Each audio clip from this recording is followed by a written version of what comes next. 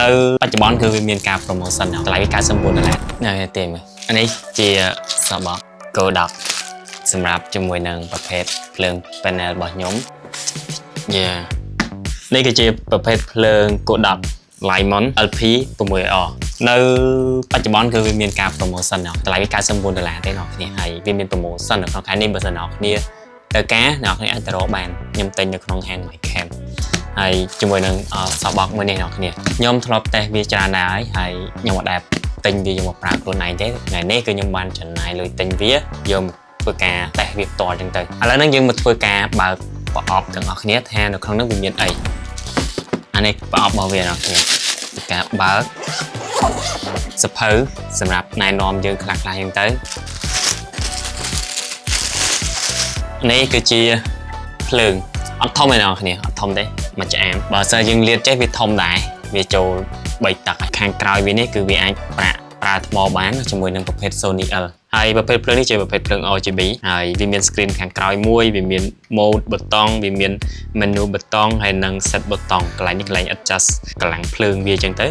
ហើយវាមានប៊ូតុងសម្រាប់ឲ្យយើង turn off turn on នៅខាងក្រោយនេះដែរអញ្ចឹងកន្លែងនេះគឺវាមានឲ្យយើងកាច់ទៅការប្រើប្រាស់ជាមួយនឹង power ដោយយើងប្រើ power adapter ឬក៏យើងប្រើថ្មអញ្ចឹងយើងកាច់ទៅតាមនឹងទៅអានេះគឺដុំ power វាអ្នកគ្នាខ្សែនេះខ្សែភ្លើងរបស់វាជា adapter តអ្នកគ្នាដែលខ្ញុំនិយាយថាអានេះជាប្រភេទគេ promotion អញ្ចឹងបើសិនអ្នកគ្នាទិញពីឥឡូវទៅអ្នកគ្នានឹងចំណេញនេះហើយបើនេះអ្នកគ្នាទិញក្រៅ10រៀលជាងទៅ20រៀលដែរអ្នកគ្នាអញ្ចឹងនៅពេលអ្នកគ្នាបានសោះបុករបស់វានឹងអ្នកគ្នាទទួលបានអានេះគេហៅថាទាំង diffuser អានេះគឺវាធ្វើឲ្យយើងកុំឲ្យវាឆេះពេកអញ្ចឹងណាចេះលឺមួយ soft ឃើញទេអញ្ចឹងយើងបាននឹងមួយគេហៅថាសំណាញ់អ្នកគ្នាអានឹងយើងប្រើដើម្បី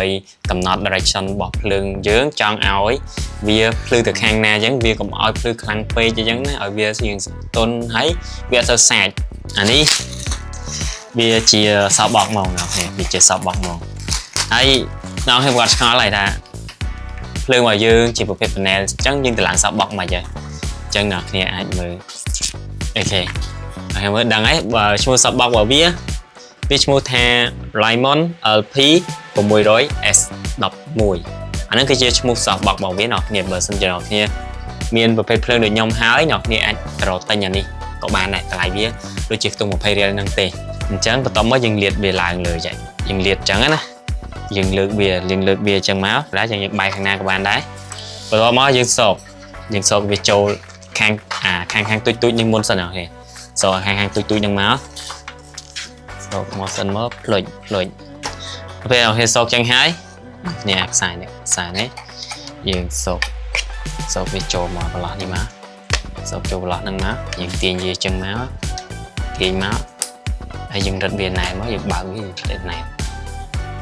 អូខេមកខាងទៀតយើងធ្វើដូចគ្នាចឹងទៅអ្នកគ្នាអត់ពិបាកទេដល់ពេលអ្នកគ្នាទៅឡើងមកវាចេញតម្រងបាត់នេះយើងយកវាមកបិទក៏បិទពីលើឯងបិទចឹងមកហើយអ្នកគ្នាស្មើស្អាតបាត់ហើយដាក់មកបិទមកអ្នកគ្នាអត់ចេះមើលវីដេអូរបស់ខ្ញុំទៅធ្វើបានហើយអ្នកគ្នាវាចេញតម្រងបែបនេះអញ្ចឹងមានប៉ុណ្ណឹងអ្នកគ្នាជួបគ្នានៅវីដេអូក្រោយទៀតអរគុណសម្រាប់ការទស្សនាជួបគ្នានៅវីដេអូក្រោយ